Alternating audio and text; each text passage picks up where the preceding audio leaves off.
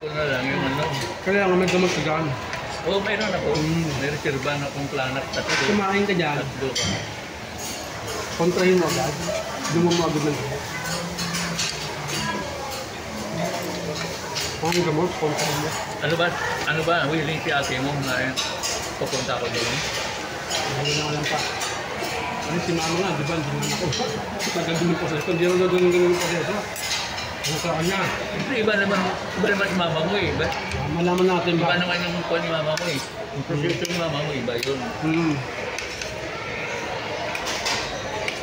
Sa akin, madali lang kumukuha eh. Basta may budget pang...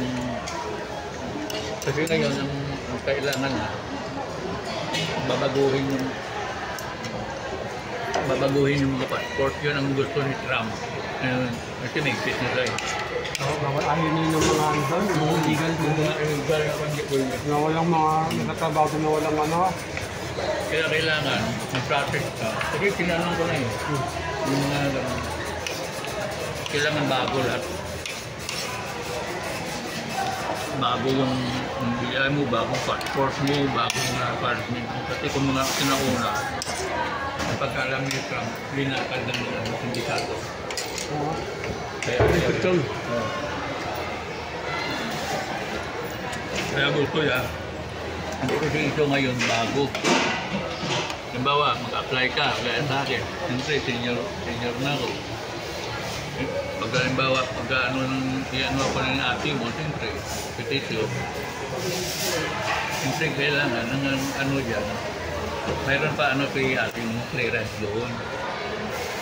Kukunin.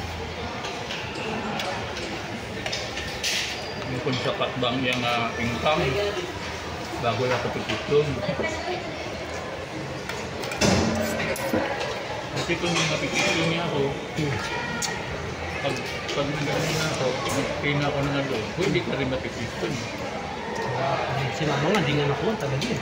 Sabi ko nga, kinuha na naman yung buhay pa. Paano makukuha mo ng petisun? Mali man dapat. Doon pa lang yung ano yan, yung tourist. Tourist mo na dapat. Tourist nga daw dapat. Ang sister, ay wala kasi, hindi ko naman yan. Kaya naman mo ang gaan lang, kaya kultang.